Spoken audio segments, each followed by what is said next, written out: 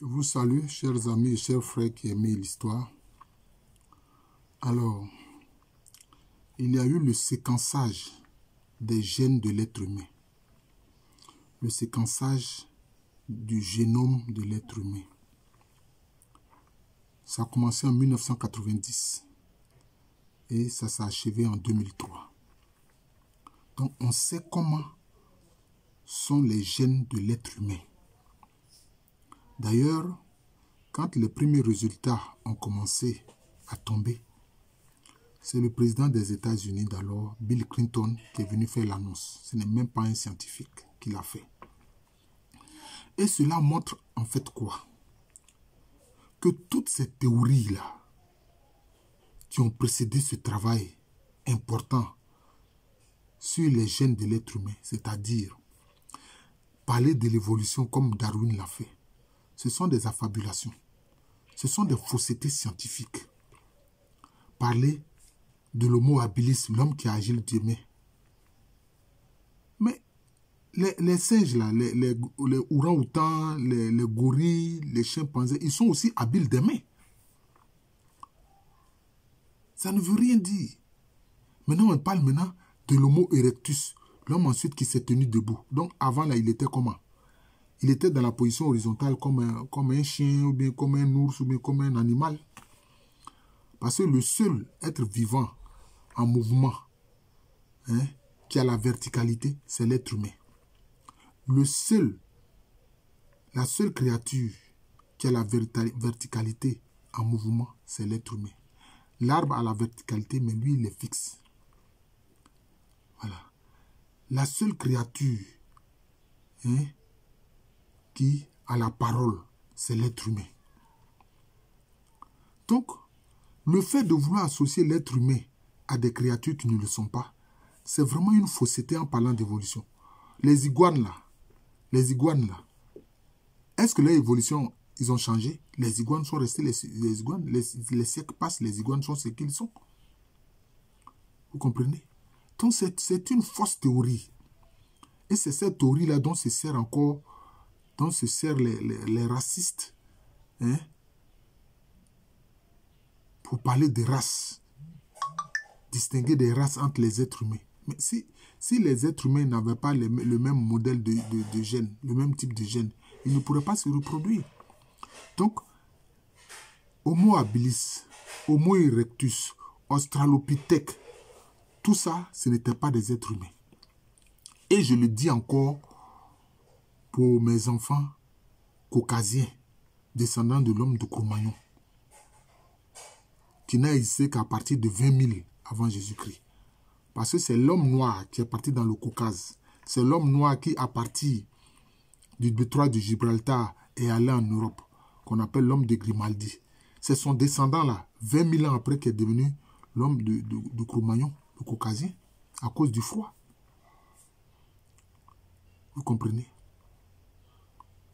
Donc, c'est une erreur gravissime de parler de race et de continuer à enseigner dans les écoles, parler d'Homo habilis, Homo erectus, Néandertal. Le Néandertalien n'est pas un être humain. Le Néandertalien, là, ce n'est pas un être humain.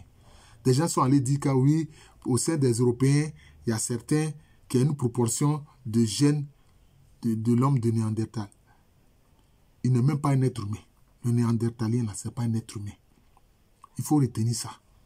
Il faut changer les manuels scolaires sur la question. Le Néandertalien n'est pas un être humain. La preuve, il a disparu. Ce n'est pas un être humain. Le seul être humain, c'est l'Homo sapiens sapiens. Je répète, le seul être humain, c'est l'Homo sapiens sapiens. Et c'est lui qui a apparu dans la vallée du Nil de l'Homo, la région des Grands Lacs, a peuplé toute la Terre. C'est lui qui a peuplé toute la Terre. Et il y a eu des adaptations selon le climat, etc. Quand il est allé dans les plaines de Mongolie, c'est lui qui est devenu maintenant le centoderme ou l'homme mongoloïde, c'est-à-dire chinois, japonais, coréens. Voilà, les gens, ils ont la peau claire à cause du froid des steppes de Mongolie, mais ils ont les yeux bridés. C'est comme ça. C'est comme ça. Et maintenant, ceux qui sont allés dans le Caucase, et puis ensuite ceux qui sont allés beaucoup plus au nord, hein, que les gens appelaient entre guillemets la race nordique. Mais c'est parce qu'il fait plus froid là-bas que souvent ils sont blonds et puis ils sont très clairs de peau. C'est tout. C'est le même être humain là qui est parti de l'Afrique là. C'est lui qui a produit tous ces descendants que vous voyez là. Et quand il passe le détroit de Bering, il va au niveau du Canada, il peuple maintenant toute l'Amérique. C'est ça. C'est ça les faits. Donc le véritable être humain, c'est l'Homo sapiens sapiens. Il est l'unique. Et le séquençage des gènes de l'être humain, du génome humain, qui s'achève en 2003. Les travaux ont été faits par les scientifiques en 1990 et 2003. Ça prouve que les gènes de l'être humain, unique, il n'y en a pas d'autre. Voilà, il est différent de toutes les créatures. Aujourd'hui, les gens font des manipulations de gènes. Ils font ça, mais ils vont créer des créatures qui vont les détruire, comme Frankenstein a détruit son maître. Voilà le problème. Voilà le problème. Donc, ne parlons pas d'Homo habilis, d'Homo erectus, de l'homme de Néandertal, enfin, du Néandertalien comme des humains. Ils ne sont pas des humains. Le seul être humain, c'est l'Homo sapiens sapiens qui est parti d'Afrique. C'est tout. Je me souviens que, une fois sur un plateau, le très célèbre professeur Yves Coppens en parlait sur le plateau. Et tous ceux qui étaient là, ils étaient étonnés. C'était tous des Européens. Il a dit, nous tous que vous voyez là, nous sommes des descendants d'Africains. Les gens ont dit, quoi? Tu dis quoi, professeur? Il dit, oui, je vous le dis. Nous sommes tous descendants d'Africains. L'être humain, là, il est apparu dans la vallée du Nil de l'Omo. Ce qu'en anglais, on appelle la Rift Valley, qui correspond à la région des Grands Lacs, Éthiopie, sud de l'Égypte, Kenya, Ouganda, Tanzanie, hein,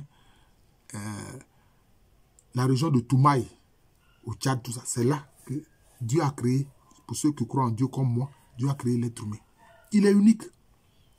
Il est unique et son génome, c'est-à-dire ses gènes sont particuliers, différents de toutes les autres créatures. Voilà. Donc, quand les gens arrêtent de nous parler d'Homo erectus, d'Homo habilis et tout ça, ce sont des faussetés. D'Australopithèque, ce sont des faussetés. Voilà. Et quelquefois, des scientifiques de pacotille sont allés prendre justement des ossements de singes pour faire croire que c'était des êtres humains qui ont évolué. Ils n'évoluent pas, pas du tout.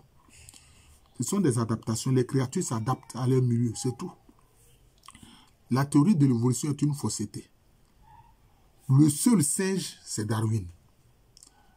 Et sa bêtise est toujours enseignée dans les milieux caucasiens.